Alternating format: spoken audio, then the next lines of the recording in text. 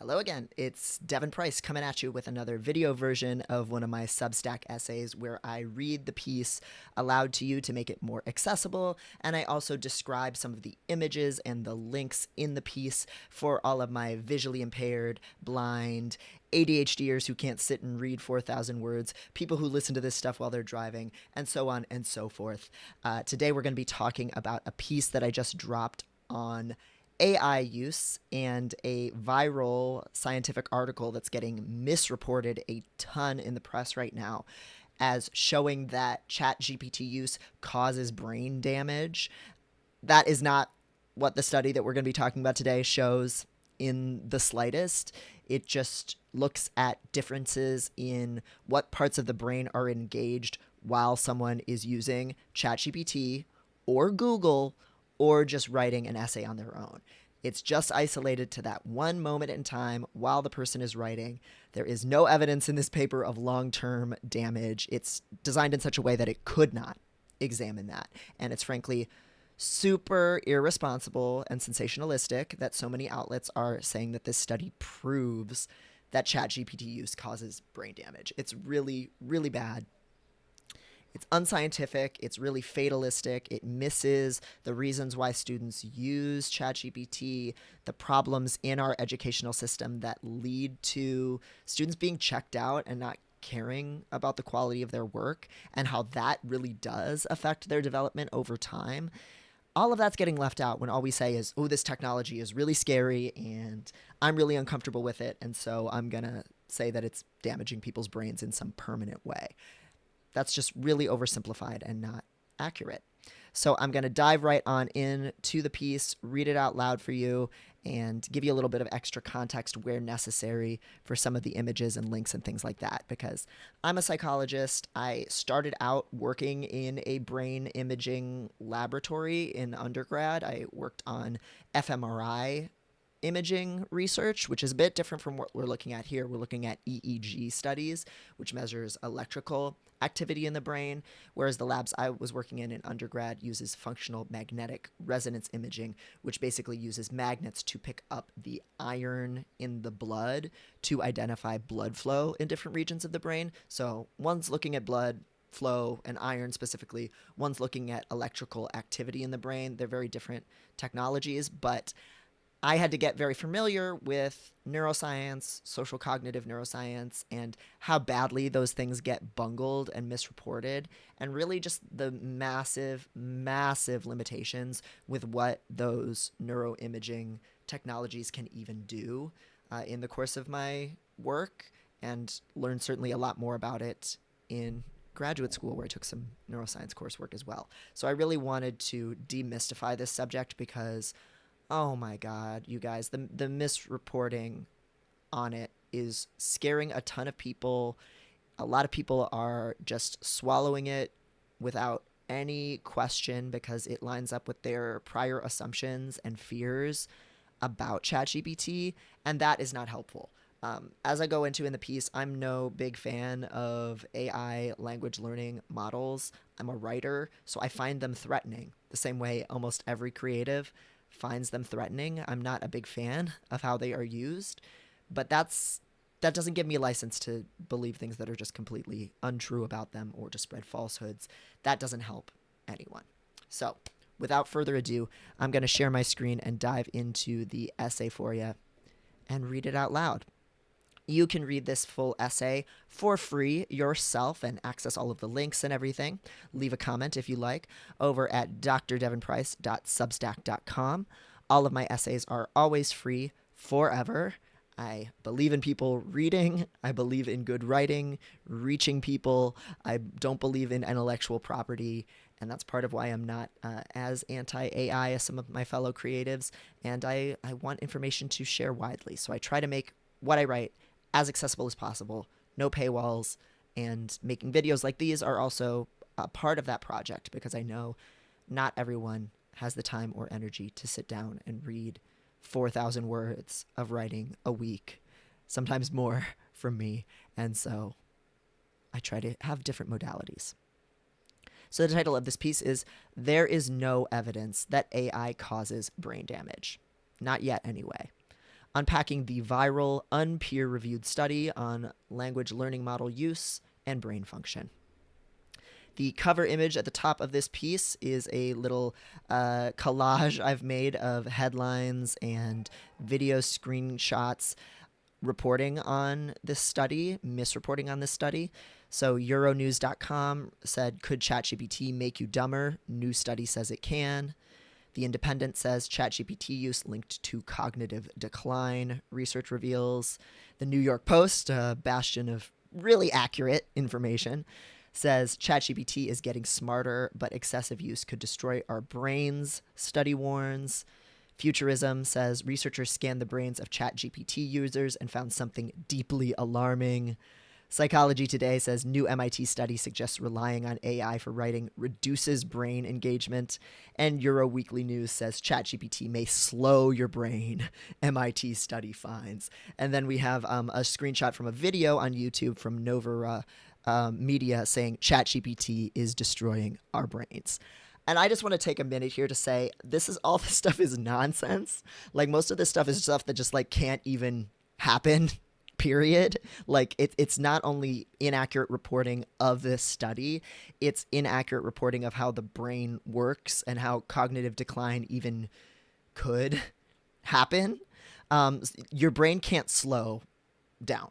Action potentials, electrical activity in the brain is very all or none. Either that electricity is firing or it's not. It can't slow down. So that just means nothing. Excessive use could destroy our brains. That's not a thing. Like, using a technology cannot make a part of your brain's tissues go away or destroy neural connections. And also, getting rid of neural connections is not actually a bad thing. We have the most neural connections when we're born, and we can't function very well when we're born because everything is connected to everything else, and it's very inefficient. We're basically overwhelmed with stimuli at birth. We're like hallucinating as babies because everything in our brains are connected. And the first few years of development are a process of gradually pruning neural connections, only using the pathways where it makes sense for things to be associated, only engaging in the parts of our brain that are actually adaptable for living on this planet today.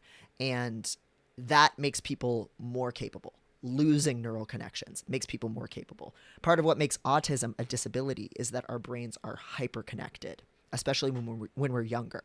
So having more connections in your brain or engaging more parts of your brain is not inherently good. It actually can be very overwhelming. It means you're taking in way too much stimuli and seeing associations between things that are not necessarily associated, and it's very inefficient. So this talk about like destroying your brain or more brain engagement always being good, that is nonsense. That's just not true.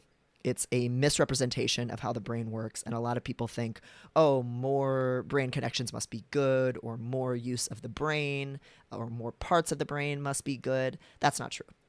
No, efficiency is kind of the law when it comes to human brains working effectively, using the parts that you need when you need them, and not a ton of noise that's getting in the way. And yeah, cognitive decline is a real thing. So that's the one element here that we could say that's a real thing that we see in senility, in Alzheimer's, and things like that. But as we will soon see, using ChatGPT to write an essay 3 times in a laboratory study is not going to give you dementia. Dementia is caused by things like plaque in the brain. It's caused by genetic factors. It is a really gradual decline. And there is some data that suggests things like having more conversations with people helps prevent Alzheimer's, and that not getting enough social stimulation does damage your odds of maintaining clarity of mind and lucidity over time. So there is a use it or lose it aspect to the brain, but this study is not looking at people using ChatGPT all the time in lieu of doing other things on their own. or using their brain on its own, and then over time losing cognitive capacity. There just hasn't been enough time to study something like that and draw a conclusion like that. And this study in particular is definitely not evidence of that. So reading bad science journalism is bad for your brain too. Maybe just as bad as ChatGPT. There's a new unreviewed draft of a scientific article out examining the relationship between large language model use and brain functionality, which many reporters are incorrectly claiming shows proof that ChatGPT is damaging people's brains. As an educator and writer, I am concerned by the growing popularity of so-called AI writing programs like ChatGPT, Claude, and Google Gemini, which when used injudiciously can take all of the struggle and reward out of writing and lead to carefully written work becoming undervalued. And I've linked to a piece there arguing that we shouldn't be calling these models AI because they are not artificially intelligent. They have no intelligence. They are just statistical models that pair words based on patterns in how people and databases use words. So it's not really AI. But as a psychologist and lifelong skeptic, I am forever dismayed by sloppy, sensationalistic reporting on neuroscience and how eager the public is to believe any claim that sounds scary or comes paired with a grainy image of a brain scan. And here I've linked to an article from this is research. This is old research, but it's been found consistently out of Colorado State University. Brain images make cognitive research more believable. So what these researchers essentially found was that people are more likely to believe research if you put brain imaging images, so brain scan photos, into the study, even if you didn't actually use brain scans, or even if the brain scans really didn't contribute much to the study design at all. People see brain scans and they think, oh, it's so sciencey, it's so technological, which is a bit ironic, given that what we're talking about today is fear of technology. But they see brain imaging and they think, oh, this must be credible. And there's a lot of flaws with neuroimaging research. It's actually very prone to errors and false positives, false negatives, really messy data.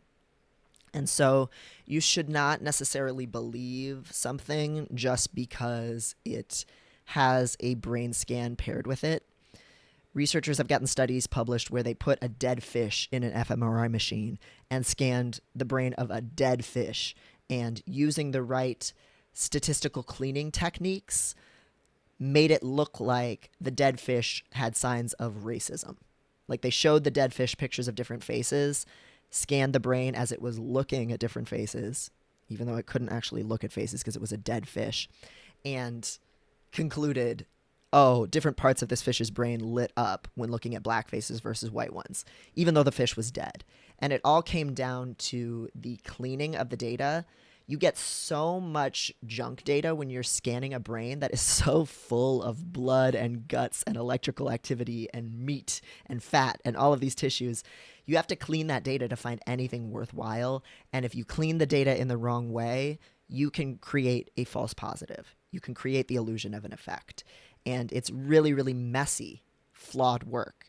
And so you should not believe neuroscience research just because it looks sciencey.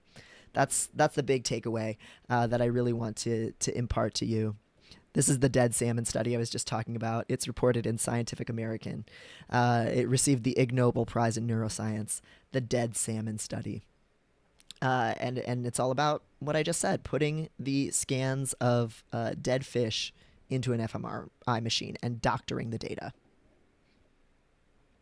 So I wanted to take a moment today to unpack exactly what the study authors did, what they actually found, and what the results of their work might mean for anyone concerned about the rise of AI, or the ongoing problem of irresponsible science reporting. If you don't have time for 4,000 lovingly crafted words, though I appreciate you if you do, and I think if you're worried about people getting dumber from using technology, maybe you should also take a moment to read things. But if you don't have time, here's the TLDR. Too long, didn't read. The major caveats with this study are: 1, this paper has not been peer-reviewed, which is generally seen as an essential part of ensuring research quality in academia. Typically, you need your research to be looked at by a team of other researchers who are going to review your data, your study design, ask you really tough questions, probably require you to revise your paper once or twice if they're going to accept it at all, and then maybe they'll publish it. And you need the approval of an editor at a major journal in order to do that as well. So there was none of that review and gatekeeping here. So there's a lot less scrutiny put on the quality of the work. 2, the researchers chose to get this paper into the public eye as quickly as possible because they have said this themselves. They are concerned about the use of large language models, so their biases and professional motivations ought to be taken into account. They said straight up, this research team, we are really concerned about the use of language learning models. We want this data out as fast as possible. That's why we didn't wait to have it peer reviewed. We pushed it out. But it got a lot of play in the media, and so it's really benefiting these researchers' careers. So we should be a little bit skeptical. I'm not going to dig on them too harshly because I think their study design is completely sound, and it's mostly the reporting on the study that's been irresponsible. But these are still humans with biases and their own professional goals, and that is affecting what we're looking at here. 3, its subject pool is incredibly small. There are only 54 participants total in this study, and that's divided up into 3 different groups. So in the ChatGPT group that we're looking at, the people that were studied who used ChatGPT in this study, it was only 18 people. Only 18 people. So really temper your expectations here of how credible this is.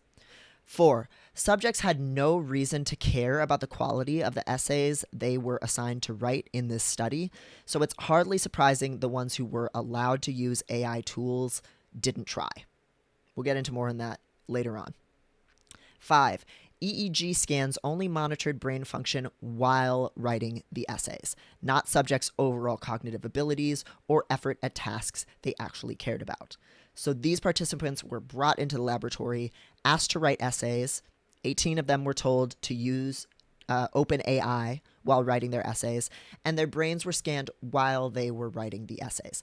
That's it. That's all. There was no measure of long-term cognitive decline or functionality. That was not even studied in this study at all. All the researchers looked at is what parts of the brain are engaged while a person writes an essay with ChatGPT versus with Google or completely without any tools. So there is no study of cognitive decline here. And anybody who's telling you that it shows cognitive decline is lying to you.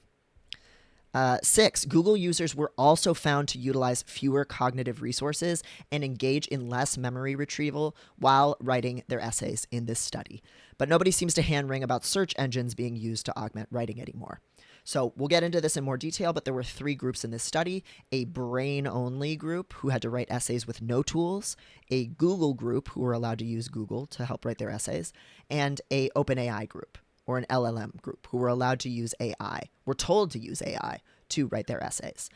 And all of their brains were scanned, and both LLM users and Google users used less of their brain, less effortfully while writing their essays compared to participants who had no tools. So this isn't just a study of AI, it's a study of using tools and how that affects your writing process. And Google, which we have had for decades at this point, also reduces the parts of the brain that are engaged while writing. Does that inherently mean people are getting dumber or they can no longer use those parts of their brain? No, but using a tool changes how you approach a task. That's really all we found here. 7, cognitive ability and motivation were not measured in this study, so you can't say this is a study on losing cognitive ability or even losing drive. That's just not what the study was about. 8, changes in cognitive ability and motivation over time were not measured. So again, there's no evidence in this study of cognitive decline, of loss of ability, or the brain being destroyed. That was not looked at all. 9, this was a laboratory study that cannot tell us how individuals actually use LLMs in their daily life. what the long-term effects of LLM use are, and if there are any differences in people who choose to use LLMs frequently and those who do not.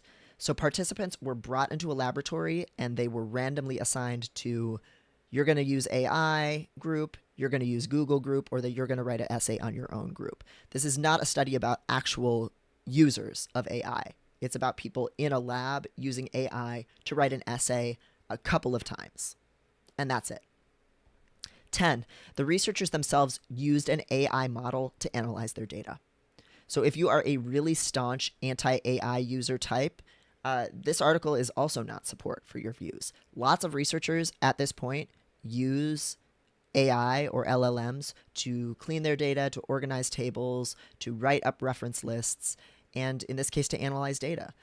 So like it or not, even some of the strongest critiques of AI involve the use of AI. Something to chew on. 11, brain imaging research is seductive and authoritative seeming to the public, making it more likely to get picked up and misrepresented by reporters. And researchers know this. That study from Colorado State University came out in 2007. We know in the field that if you want to get a sexy result that's going to get reported on the news, have some brain imaging, have some really sensationalistic results on a topic people are already scared about, and then you're more likely to get a ton of press. And then it's kind of out of your hands. A lot of reporters are going to misrepresent what you've written and make it sound even more exciting and even more sexy. And it's going to lead to a lot of mass public misinformation, which is what happened here. 12, educators have multiple reasons to feel professionally and emotionally threatened by widespread LLM use, which influences the studies we design and the conclusions that we draw on the subject. We are writers, we are teachers. A lot of the work that we do can now be streamlined using AI, and a lot of our students are caring less about their classes and using AI that reflects that. And so we have skin in the game. We are not unbiased observers here. Educators, some of them love AI, but a lot of us are terrified of AI, and that colors how we look at this topic.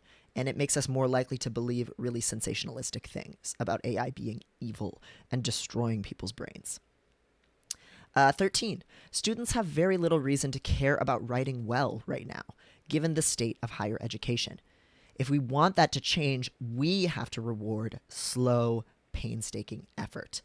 As long as we keep treating a college degree as this pricey credential that you just blast through college to try and get so that you can get a job one day, students are going to keep dialing it in class and seeing assignments as just a means to an end rather than a challenge that's going to benefit them.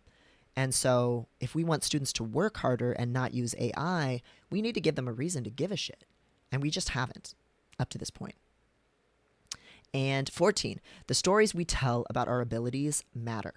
When individuals falsely believe they are brain damaged by using a technological tool, they will expect less of themselves and find it harder to adapt.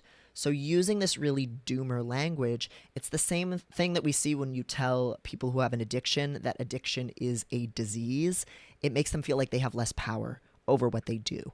And that's not beneficial. If you're worried about people not trying hard enough in their writing or their coursework, you don't want to tell them they're brain damaged because that's going to make them feel like they can't try. And so this reporting is not just false, it's irresponsible, and it's actually going to worsen the problem of people not persisting and trying in hard tasks. If you have the brain space for the full write-up, follow along. Head author Natalia Kosmina and her colleagues at the MIT Media Lab set out to study how the use of language learning models, LLMs, like ChatGPT affect students' critical engagement with writing tasks, using electroencephalogram scans to monitor their brain's electrical activity as they were writing. They also evaluated the quality of participants' papers on several dimensions and questioned them after the fact about what they remembered of their essays. Each of the study's 54 research subjects were brought in for 4 separate writing sessions over a period of 4 months. It was only during these writing tasks that students' brain activity was monitored. So 4 sessions of writing, we'll get into this later, but the writing sessions were 20 minutes long apiece. That is the only brain imaging done in this study. Prior research has shown that when individuals rely upon an LLM to complete a cognitively demanding task, they devote fewer of their own cognitive resources to that task and use less critical thinking in their approach to that task. And these links link out to some previously published research showing things to that effect. Researchers call this process of handing over the burden of intellectually demanding activities to a language learning model cognitive offloading. And there is a concern voiced frequently in the literature that repeated cognitive offloading could diminish a person's actual cognitive abilities over time or create AI dependence. But we don't really have evidence of that yet. Now, there is a big difference between deciding not to work very hard on an activity because technology has streamlined that process and actually losing the ability to engage in deeper thought.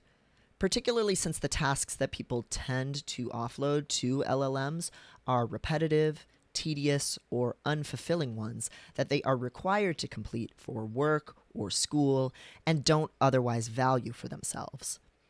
It would be foolhardy to assume that simply because a person uses ChatGPT to summarize an assigned reading for a class, that they have lost the ability to read. Just as it would be wrong to assume that a person can't add or subtract because they have used a calculator. However, it's unquestionable that LLM use has exploded across college campuses in recent years and rendered a great many introductory writing assignments irrelevant, and that educators are feeling the dread that their profession is no longer seen as important. I have written about this dread before, though I trace it back to government disinvestment in higher education and the commodification of university degrees that dates back to Reagan, not to ChatGPT. This is a prior piece that I've written about the subject. It's also on Substack. It's called My Years at the Degree Mill: What Happens When a Degree is Just a Pricey Commodity. And in that piece, I talk about the period of a few years where I worked for a really predatory online college that was basically just selling degrees to students. It didn't care about their learning or any kind of intellectual rigor in what they were being taught. It was just selling a degree. And I used that experience to map onto what a lot of us are now worried about with the rise of AI. It's not the tool itself, I argue in that piece. It's that education is a business, and they're not really in universities selling education even. They're selling a credential, a degree, and they want to push as many students in and out of their program as efficiently as possible to turn a profit. And that devalues learning structurally, and it changes how people teach, and it changes how students engage with the educational environment. So if you're interested in that, you can click on that piece. College educators have been treated like underpaid quiz graders, and degrees have been sold with very low barriers to completion for decades now, I have argued. And the rise of students submitting ChatGPT written essays to be graded using ChatGPT generated rubrics is really just a logical consequence of the profit motive that has already ravaged higher education. But I can't say any of these long-standing economic developments have been positive for the quality of the education that we professors give out, or that it's helped students remain motivated in their own learning process. So I do think it is fair that so many academics are concerned that widespread LLM use could lead to some kind of mental atrophy over time. This study, however, is not evidence that any lasting cognitive atrophy has happened. It would take a far more robust long-term study design tracking subjects' cognitive engagement across a variety of tasks that they actually care about in order to test that.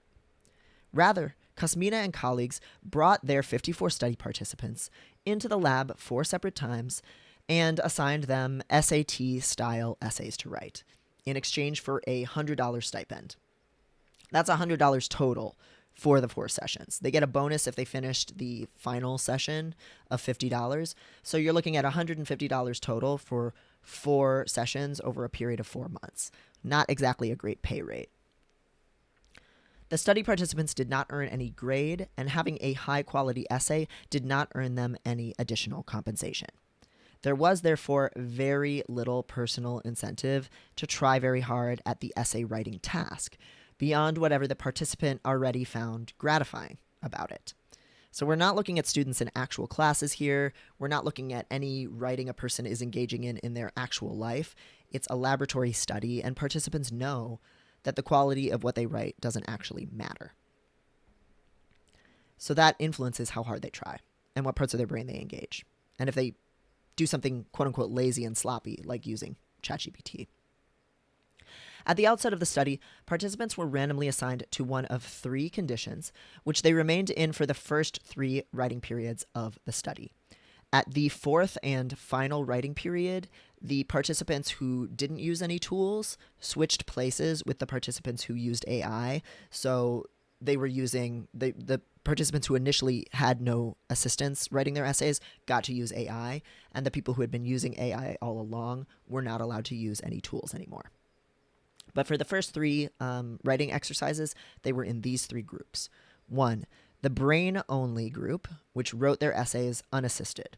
No tools, no technology, other than a writing platform on a computer. 2, the search engine group, which was allowed to use anything they found on Google, except for anything involving AI, to write their essays. I gotta fix that typo. My goodness. And 3, the LLM group, who were not allowed to use any resource except for OpenAI's ChatGPT 4.0. I think it's important to highlight that last detail. Subjects in the AI group could not search online for information to support their essays on their own. They had to rely upon OpenAI if they wanted to look up any information. So this is not a study of people who use AI regularly. This is not a study of how people naturally use AI. This was 18 people brought into a laboratory and told, you're going to write an essay about this SAT topic. You can use AI and you can't use anything else to augment your essay. Whether it was possible for members of the LLM group to refuse to use OpenAI and write the essay entirely on their own, as the members of the brain-only group did, is unclear in the study protocol. As a researcher myself, I will point out that the silent pressure of what's called demand characteristics within a study are nearly always there. So members of the LLM group probably guessed that they were expected to use AI to write their papers regardless. And so, of course, they did. And for those who don't know, demand characteristics are a concept in psychology that basically holds that when you bring people into a study, they are trying to guess what the study is about, and they are paying attention to what they think the researcher is demanding or expecting of them, and that influences their behavior. So if your participants can guess that you're studying AI use, that's going to alter how they approach using AI in the study. So here, participants might have guessed that they were supposed to use AI heavily in the study, and so then they naturally did. But when we think about how well Kosmina et al.'s findings extend to real life, we have to keep this artificiality in mind. I will also point out that because this is an experimental study, Kosmina and her colleagues are attempting to isolate the effect of using an LLM from any other variables that could influence essay quality or brain functioning. This means that the study cannot compare individuals who already chose to use LLMs regularly to people who do not use LLMs regularly, because there'd be a lot of confounds there. There are probably a lot of differences in those groups of people. Nor can it observe how real LLM users engage with the tools or measure what effects actual long-term LLM use have. This is a very contrived study where people are brought into a lab and asked to do things that they might not necessarily normally do. So, again, it's really massive misreporting to say that this is a study on long-term LLM use. It would require an extensive, highly expensive longitudinal design with data collection at far more time points to even begin to study larger questions like that. And that's simply not what the research team is setting out to do here. And that is fine. It is important to have well-controlled laboratory studies that look into highly specific short-term effects of using an LLM. There's nothing wrong with what the researchers did here. It's all in how it's being represented. The problem is that many reporters don't seem to be aware of this and are misreporting the study as being on the long-term effects of AI, and it's not. Participants were given 20 minutes to write each of their essays, during which time they were hooked up to an EEG headset, which tracked electrical activity throughout the brain in areas associated with word searching, word retrieval from memory, creative demand, use of memory in general to come up with examples, executive functioning, so planning and monitoring yourself, cognitive engagement, and even motor engagement, because typing up an essay requires more use of your hands than having OpenAI write an essay requires use of your hands. So they were looking at a whole bunch of different parts of the brain here. What's been far less reported on is that the essays themselves were heavily analyzed for content, structure, and other markers of writing quality, and participants were asked to discuss their writing process and quizzed on how much they remembered about their essays. These measures made up a huge bulk of the study's outcomes and conclusions, which gets a bit lost when the reporting is all about how AI use impacts subjects' brain functioning. A lot of what we'll actually be looking at here is the quality of the essay, how different the essays were from each other, and what subjects had to say about the process of writing the essay. A lot of the meatier conclusions in this study are rooted in regular old human analysis of written content and verbal feedback from participants. So it's a bit ironic that all the fear-mongering reporting about the dangers of AI falls back on shiny, impressive-looking brain imaging technology to back up its argument, when the study itself treats qualitative human feedback as just as important as the brain scans. But as I've said, the public has always found studies more persuasive if they include brain imaging, even when that brain imaging data is highly tentative and flawed. It apparently looks more sciencey to people. It's just a little bit odd to overly rely upon brain imaging data to report on a study that is all about the pitfalls of falling for overhyped tech. Brain imaging technology is also a piece of overhyped tech in a lot of ways. People think it has the magical ability to stare into a participant's brain and know exactly what they're thinking and doing, and it cannot do that. All it can measure is there's some electrical activity happening over here, there's some blood flow and iron happening over here, and then you have to kind of infer what that means. Here's a screenshot from the Colorado State University report. Brain images make cognitive research more believable. People are more likely to believe findings from a neuroscience study when the report is paired with a colored image of a brain, as opposed to other representational images of data, such as bar graphs, even if the data is exactly the same. So what did the researchers find? Here is a summary of what the performance from the AI or LLM group looked like over the course of the 4 trials. Here I have a table breaking down what the essays were like for the language learning model group at session 1, 2, 3, and then 4 when they switched to using brain only. So in session 1, their writing was pretty homogeneous. Some participants used language learning models for translation. When asked about the essay, they felt less ownership of it compared to the Google users and the brain-only writers. They couldn't really quote from their essay as well as the other groups. At session 2, their essays had a little bit better structure. They deviated from the assigned topic less, which may suggest that they relied on AI to write the essay more, because then they weren't really going off script.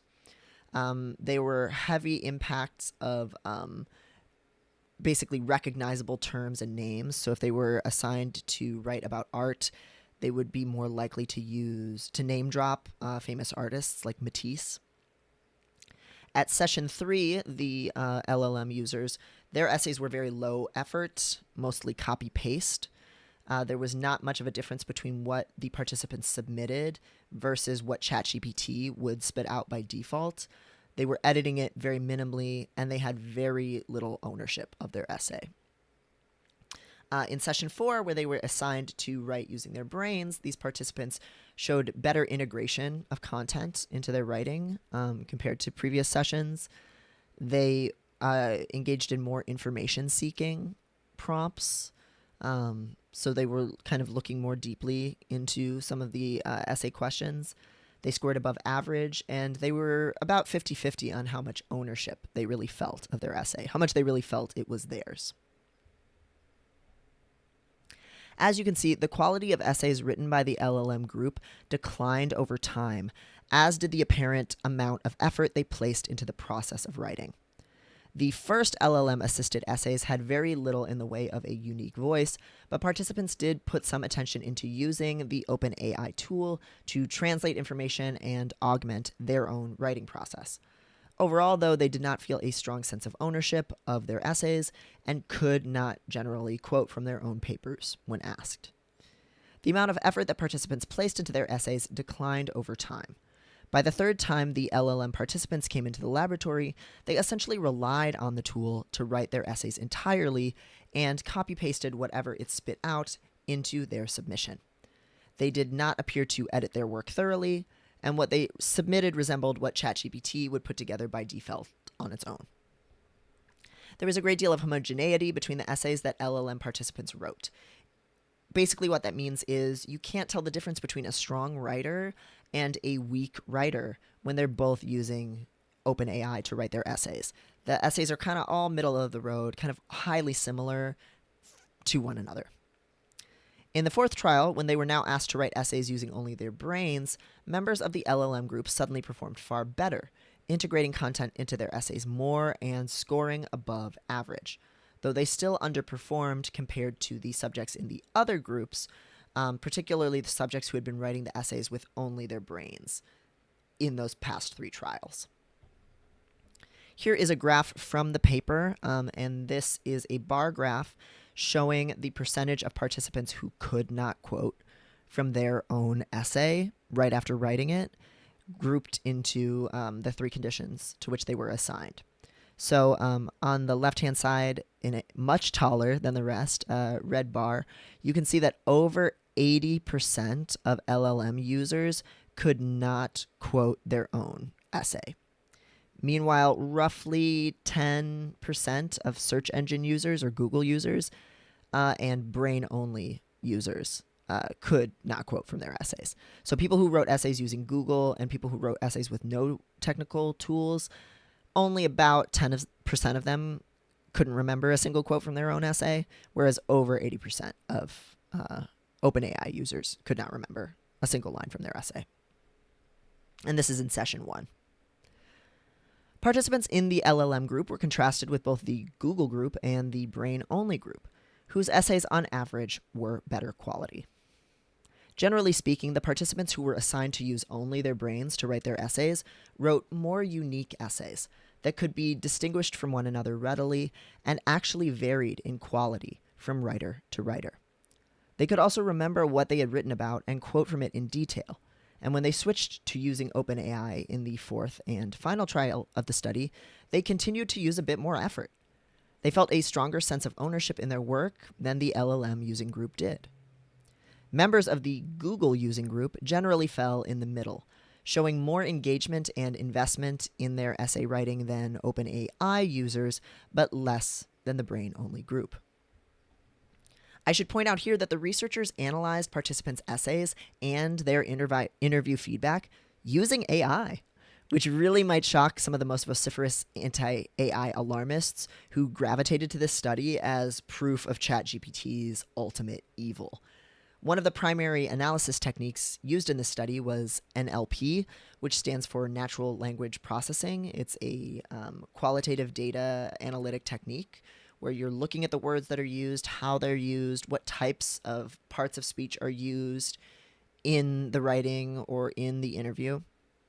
And the team created a specially trained AI model in order to perform that analysis on their data. Human analysis did happen, as I've already written about here, but they also used AI. Here's a quote from the essay, or a quote from the article, I'm sorry.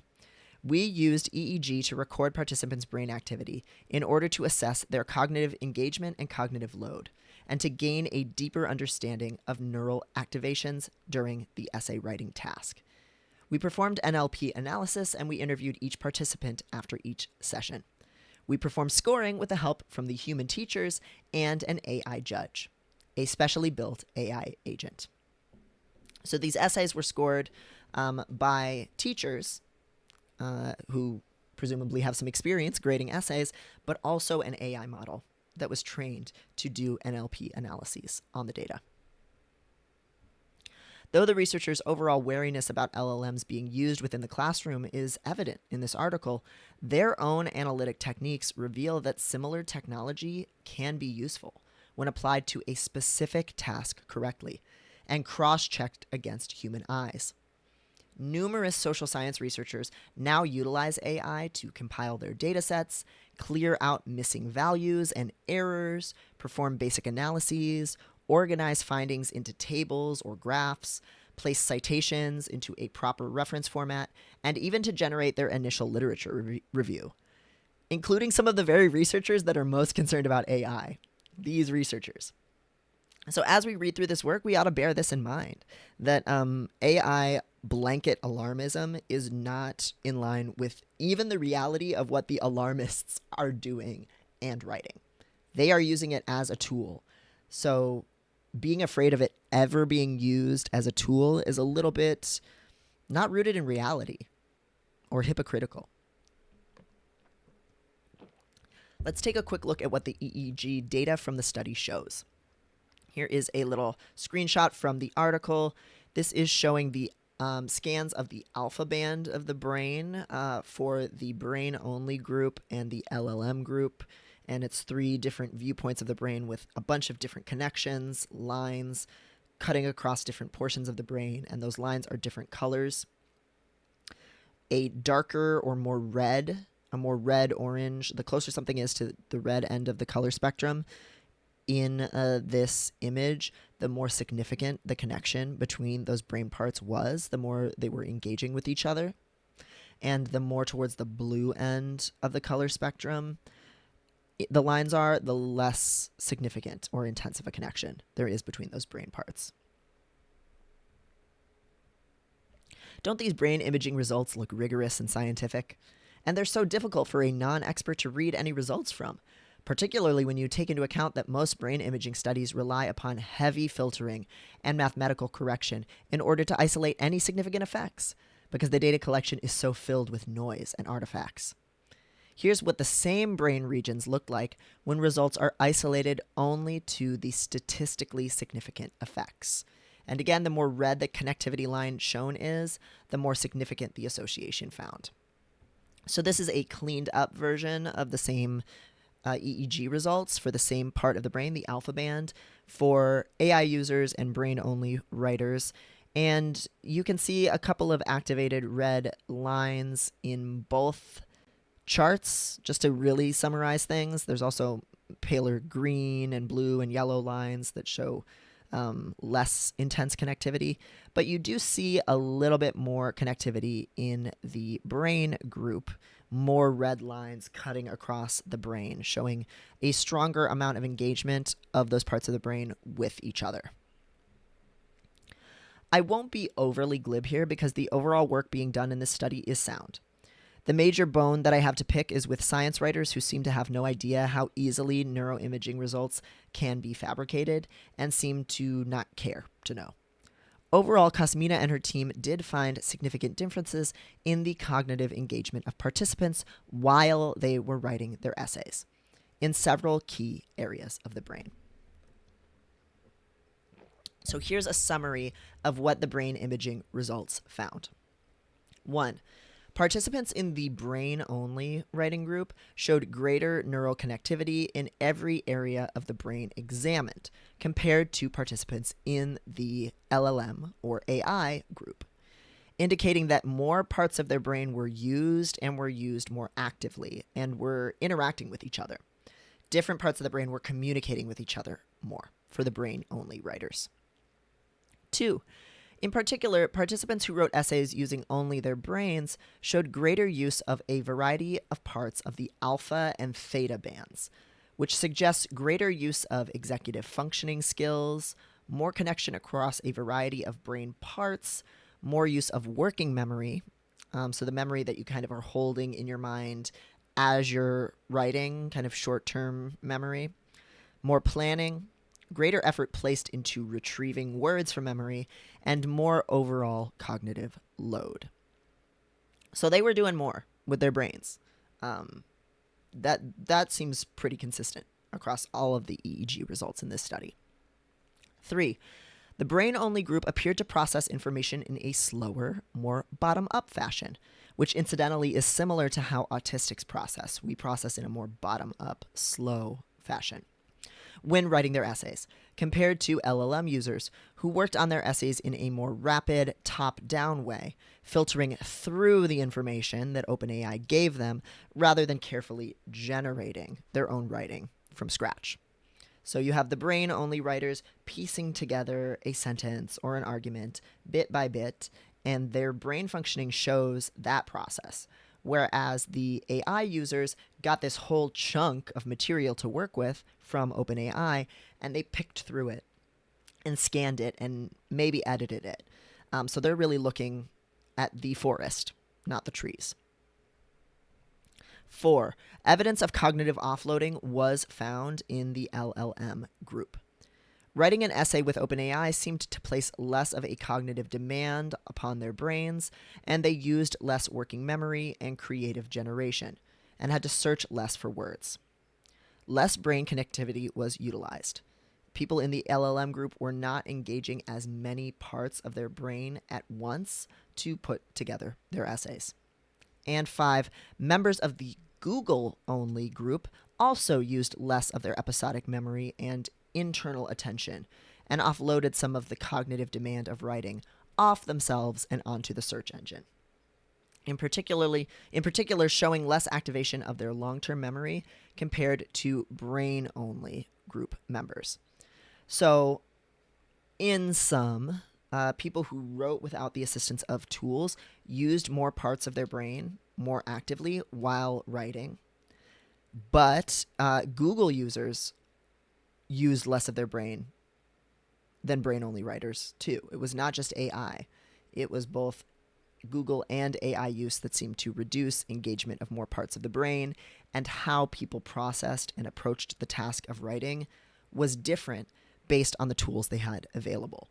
That is not the same thing as a person being dumber or not being able to use that part of their brain.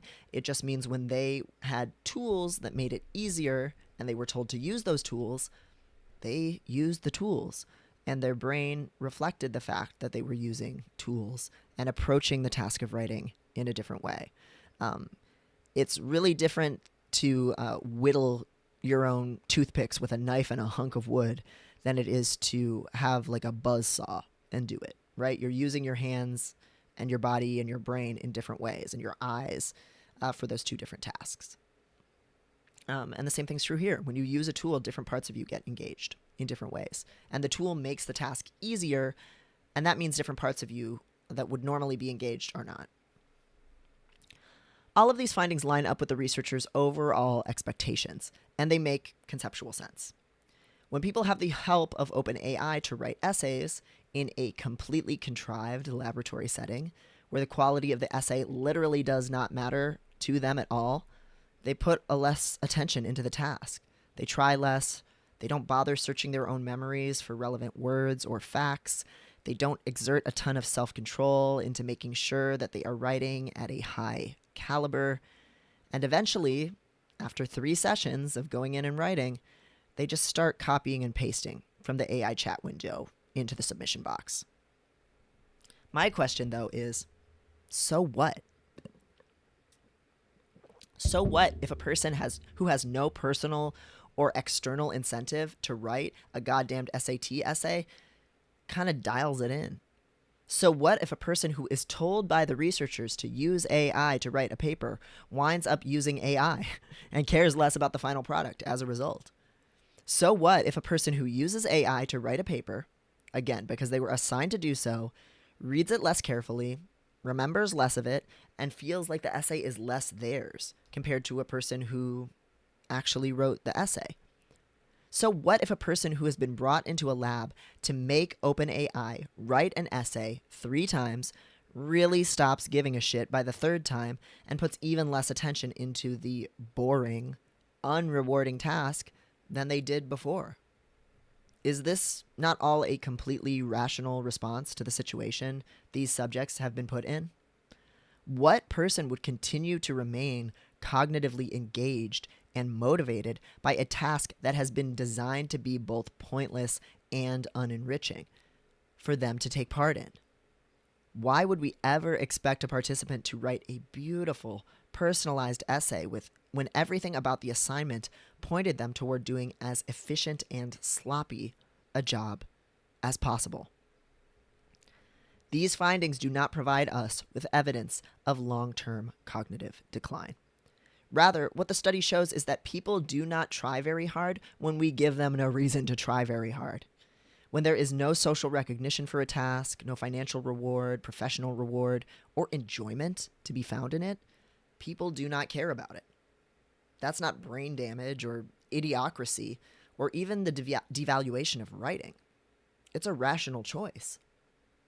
When a person does not try at a task that they do not care about, it isn't laziness. It's a logical use of resources. We might disagree with another person's priorities. We might think they should care about writing the essay well, but what they've done makes perfect sense from where they are sitting. Doesn't mean they lack the ability to try hard. It means they lack a reason to. And we can understand the growing use of large language models in the classroom from this same perspective. Today's generation of college students were told they had to go tens of thousands of dollars into debt to earn a college degree. Not because it would provide personal enrichment or even particularly help their career, but because holding that credential is pretty much mandatory to find employment in a lot of fields. In 70% of entry-level positions in the United States, a bachelor's degree is now required. Students enter the academy out of desperation and economic coercion, and they are not trained to value the struggle of deep learning. And they, quite logically, approach the academic enterprise as a means to an end. When they arrive on campus, these same jaded students are met with a teaching force that is predominantly inexperienced graduate students and underpaid part-timers who are themselves being sorely exploited by a university system that loses more funding and cuts more teaching positions with each passing year. These instructors, who have been given very few resources to support their teaching and will receive no benefit for a stellar performance, show the signs of their incentive structure in everything they do. And so they reuse reading lists they haven't had the time to update since 1980. They ungrade and just give everybody A's because the students are just there for a piece of paper and the administrators only care about keeping the enrollment numbers high. So it really doesn't matter anyway. And yes, sometimes they write their exams and grade their papers using ChatGPT. And why shouldn't they? They're lucky your colleagues with tenure-track positions are using AI to analyze their data and write their emails too.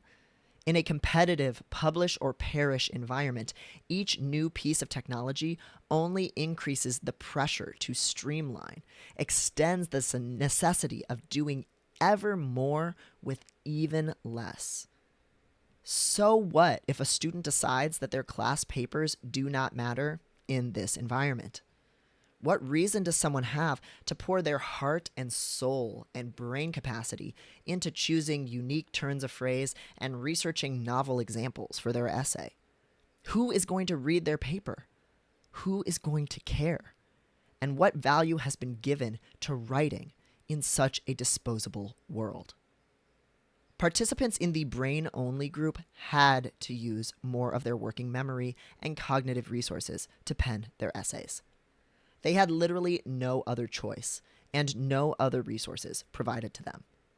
And they produced more unique, memorable essays and felt more invested in their work as a result. Circumstances motivated them to look inward and find out what memories and creative capacities were inside them. And if we want the next generation of writers to emerge with a real investment in the craft of writing and an ability to find the joy in it, we will have to give them reason to look slowly and carefully inward. It is foolish and defeatist to say that today's students have brain damage from using ChatGPT. What's damaging are our incentive structures, which point at every moment toward carelessness and speed. But we can set things right at any time and repair all of the damage that capitalism has done to us. We need only to create real challenges for ourselves that engage our wonderfully whole brains and reason to believe that our efforts matter. The closing image of this piece is a AI-generated open source image from Unsplash created by a user named Grotika. It is a kind of slick, shiny wireframe image of a brain and brain connections with little balls connecting the wires, and it's floating in this liminal AI-generated space. It's almost like a metal statue of a brain structure. You can read the full research paper from Cosmina and her colleagues for free. I encourage you to do it, even though it's over 200 pages. Even if you are not comfortable reading scientific research, even if you're not used to reading long things these days, exercise that part of your brain. You can do it. You can read things that you don't completely understand and learn from that process. You can extend your attention span by challenging it. You can think more deeply by delving into things that are hard to process and nuanced instead of just believing clickbait, fear-mongering headlines and not reading things and feeling like the whole world is going down the toilet and that everybody is too foolish to read long things. You can be the person to read the long things. Your brain is not damaged, I promise you, not by using social media or ChatGPT. You can make different choices and your brain will adapt to what you're doing. The parts of our brain that are engaged at any moment fit the task that we are doing and the tools available. So if you want to engage more parts of your brain, you do that by just doing more things with your brain. And you can do that right this moment. So thank you, everyone, for being here for this piece and listening to me read it out loud. This was such a joy to write. I love bagging on bad reporting, and I am a lifelong skeptic who loves getting mad at this foolhardy, irresponsible stuff. And I really want people to have realistic expectations of themselves and of this technology rather than falling into despair and disempowerment. So thanks for listening. Thanks for watching these videos. If you like the work I'm doing, you can subscribe to the YouTube to get more video versions of my essays. And if you want to read my stuff on Substack, it is always free at drdevonprice.substack.com. I'll be coming back at you with another video version soon. I have an article that dropped earlier this week about dating in a transitioning trans male body, and I'm going to make a video version of that real soon. So thanks for being here, and until next time, I'll see ya around.